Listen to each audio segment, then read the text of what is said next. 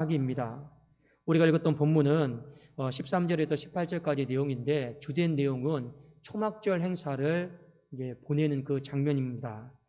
자, 먼저 이 초막절 행사의 의의를 우리가 좀 두 가지 정도로 아셔야 되는데, 이 초막절이다라고 하는 건 가장 기본적인 의미는 이스라엘 백성들이 광야 40년 동안 이게 광야 생활을 했잖아요.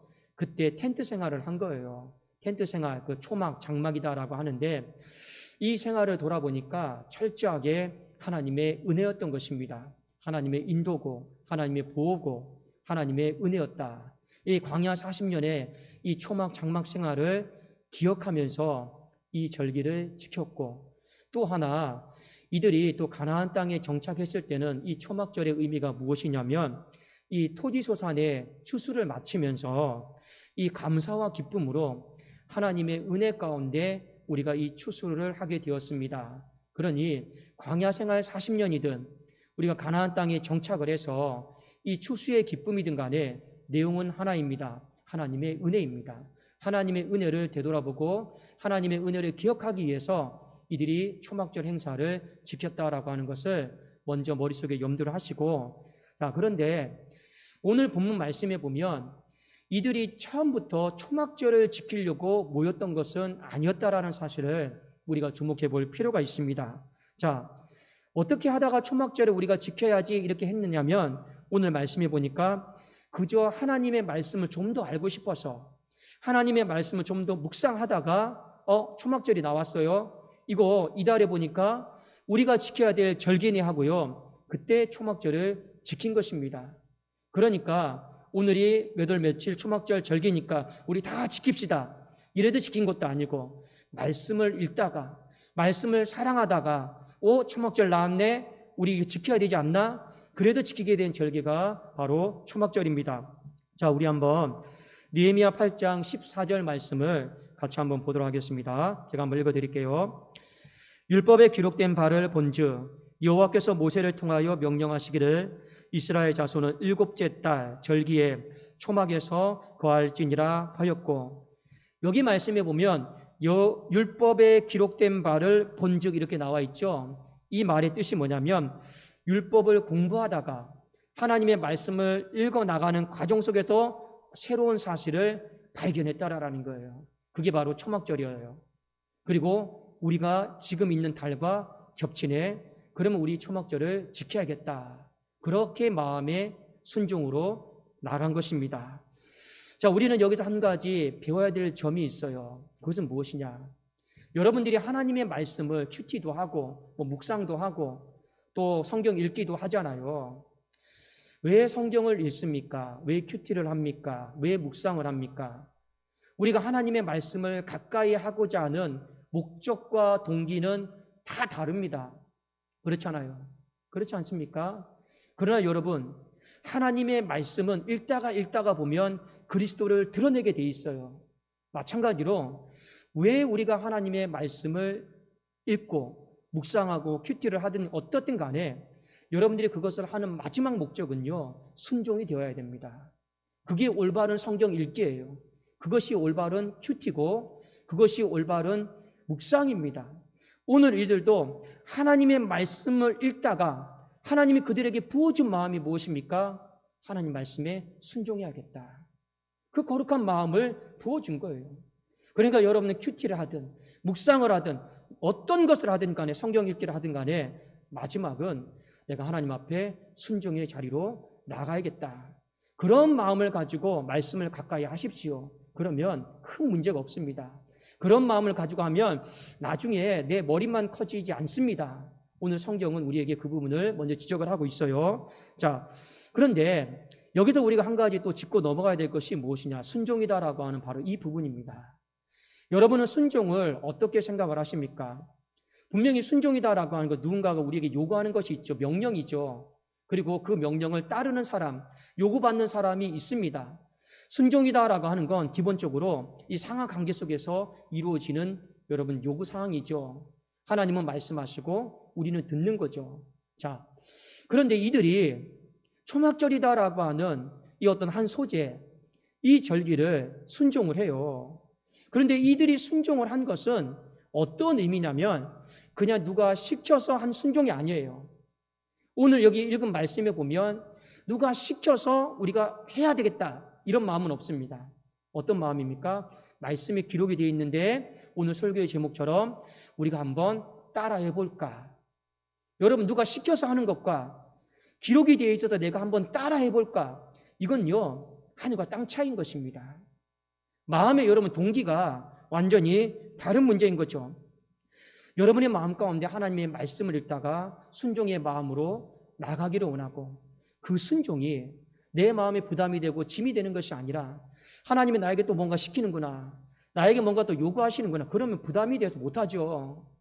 그 하나님의 말씀 앞에서 어떤 마음을 가지시라고요? 내가 이 말씀을 한번 따라해 봐야겠다.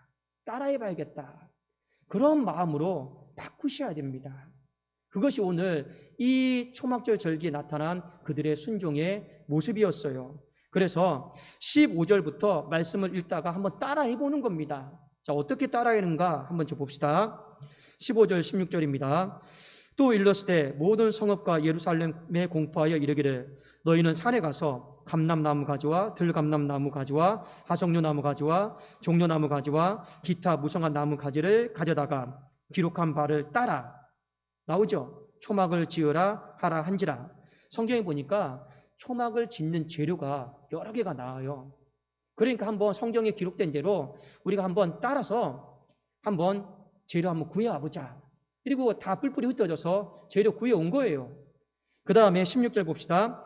백성이 이에 나가서 나뭇가지를 가져다가 혹은 지붕 위에 혹은 뜰 안에 혹은 하나님의 전뜰에 혹은 숨은 광장에 혹은 에브라임 문 광장에서 초막을 지었다. 이렇게 나와 있습니다. 자, 여기서 우리가 한 가지 또 주목해서 봐야 될 것이 있어요. 보통 하나님께서는 우리에게 어떤 부분을 요구하실 때 명확하게 단순하게 하나님은 요구하십니다.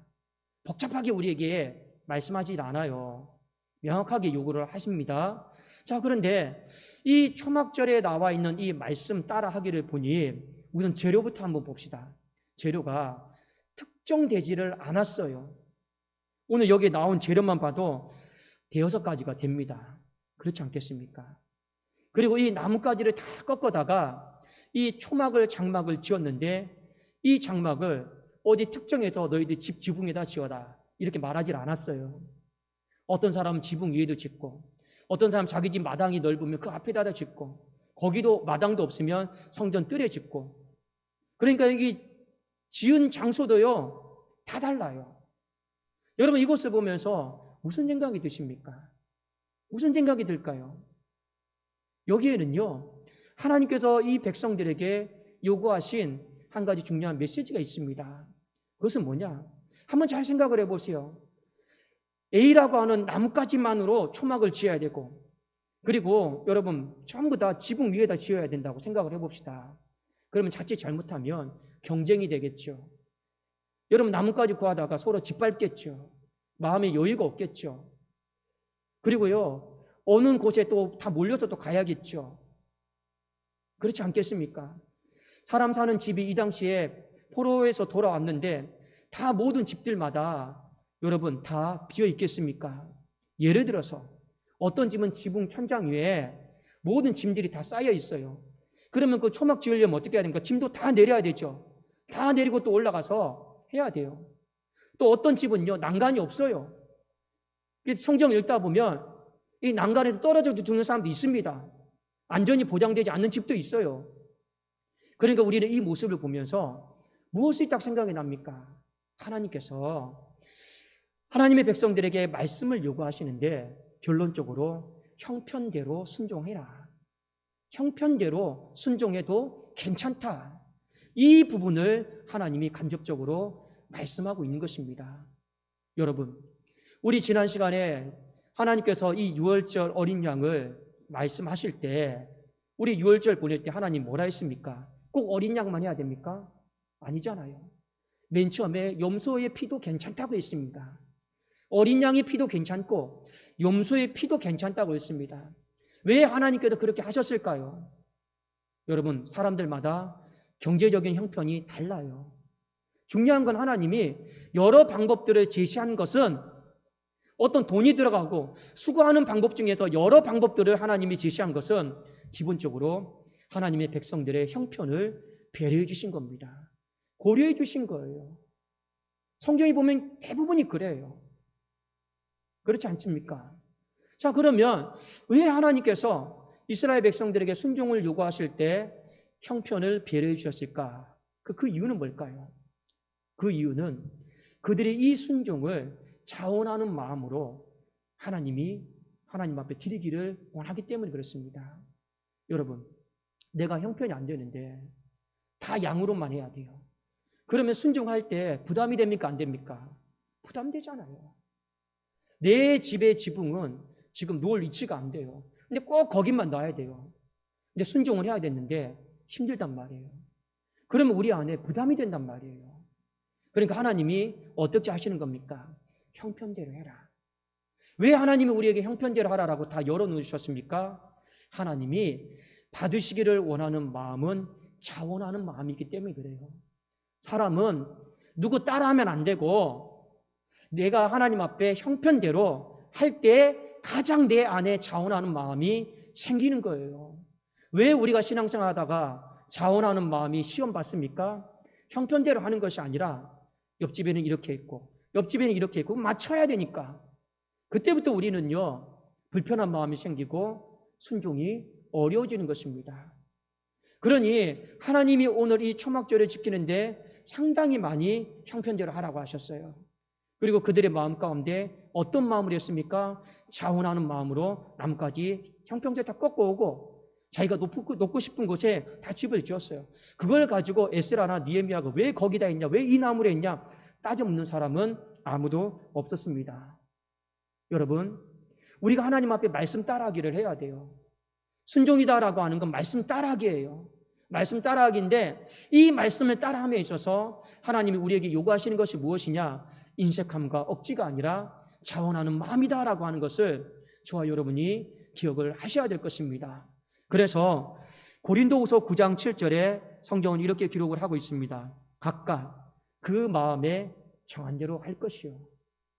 내가 예를 들면 A라고 하는 나뭇가지를 하고 싶으면 그걸로 하고 B라고 하는 나뭇가지를 하고 싶으면 그걸로 하고 내 마음에 지붕 위에 짓고 싶으면 그걸로 하고 마당에 짓고 싶으면 각각 그 마음에 정한 대로 하라라는 거, 형편대로.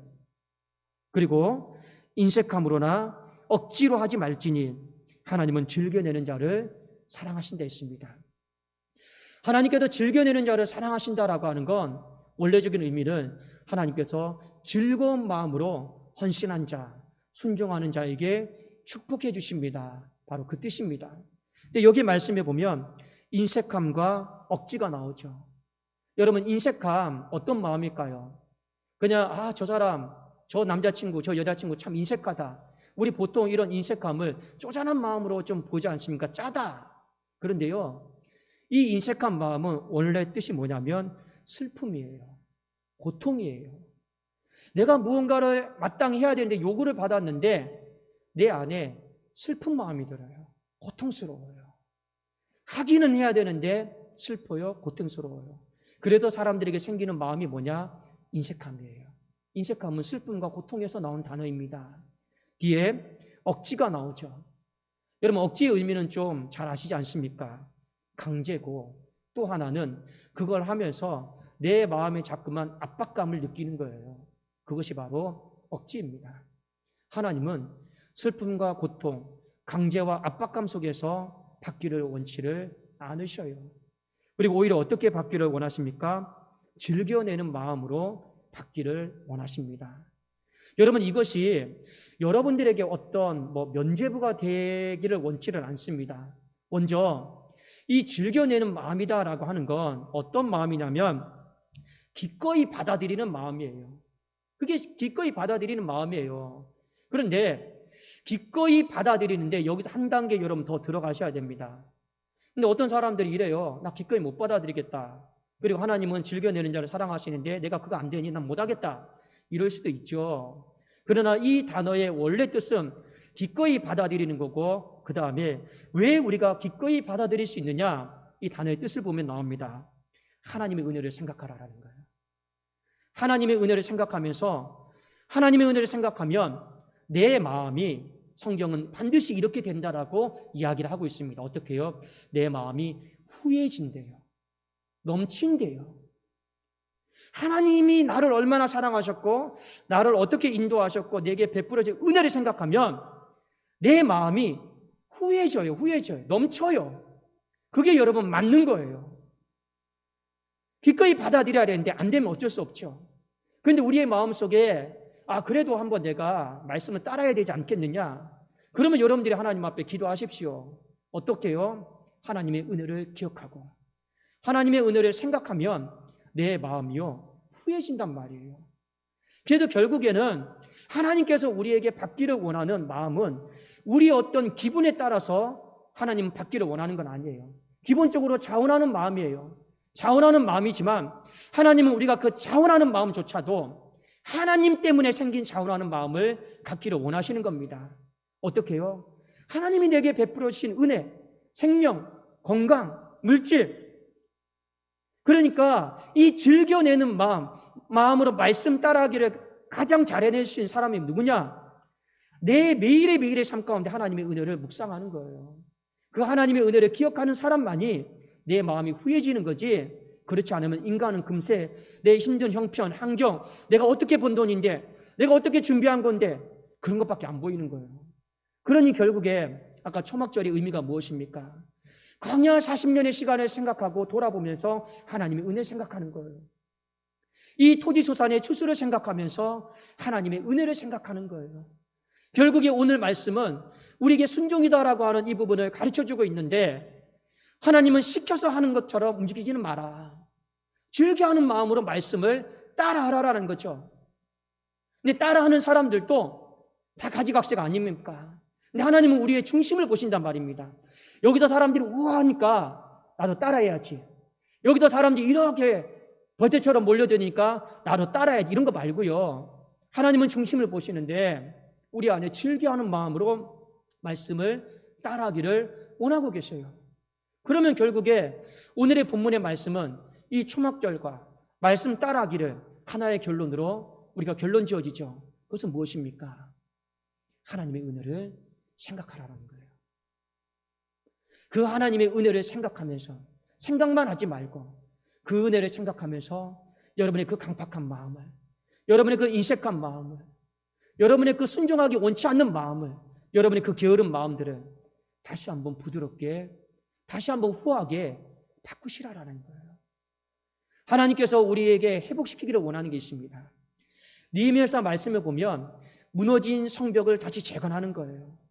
먼저 육적인 무너진 걸 하나님이 재건시키고, 그 다음에 영적으로 보이지 않는 무너져 있는 신앙들을 하나님이 하나하나씩 재건해 나가는 과정을 보여주는 것이 바로 느헤미야서입니다.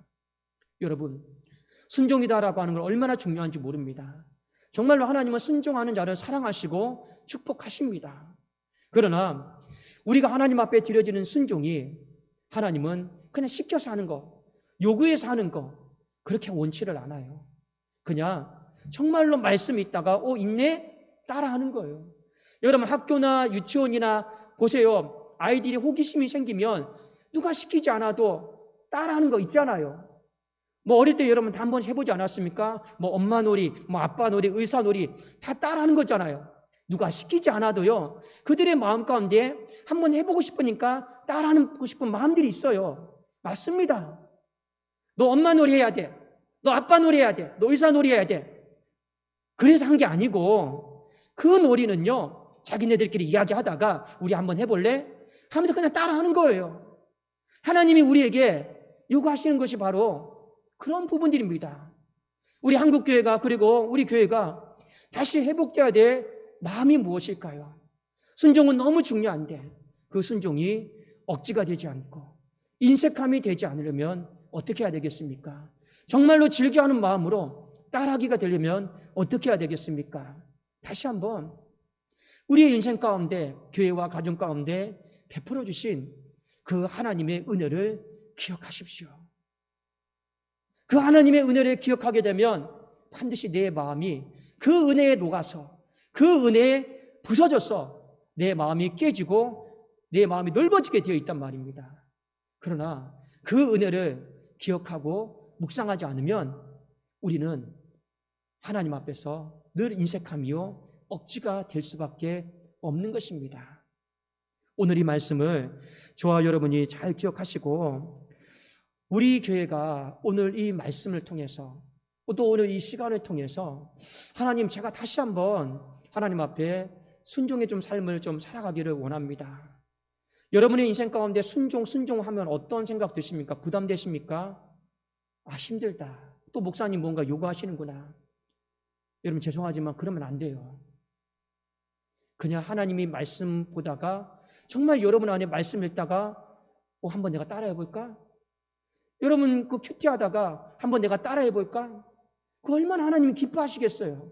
얼마나 사랑스럽겠어요? 그렇지 않겠습니까? 거기다가 우리는 한 가지 더 어른이기 때문에 장성한 믿음의 분량을 가진 사람이기 때문에 때로는 이 따라하기를 해보려고 하다 보니 안 되는 것이 있어요. 그래도 나는 따라하리라. 시켰으니까 하리라. 이런 게 어디 있어요? 로봇도 아니고 여러분 억지도 아니고 그래도 하나님의 은혜를 기억하면서 내가 한번 더 따라해보리라.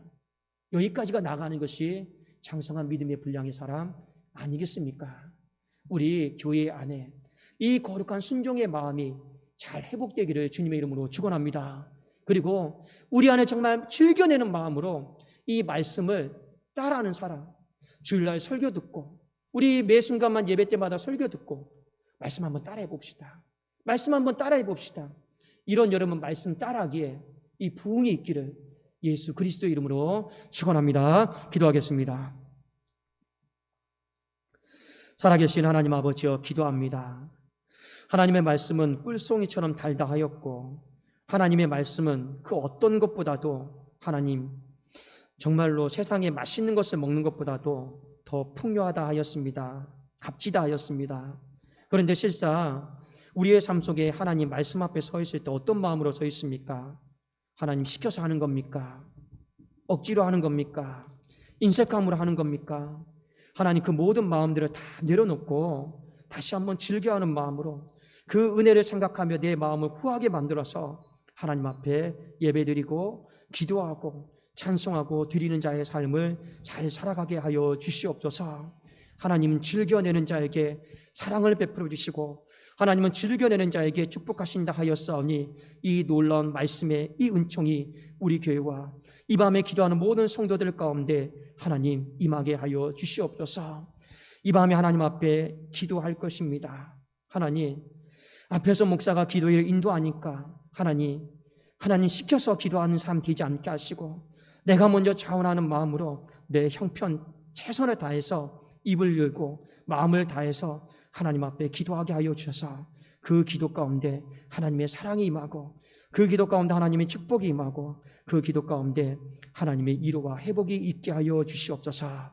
예수 그리스도의 이름으로 기도드리옵나이다. 아멘.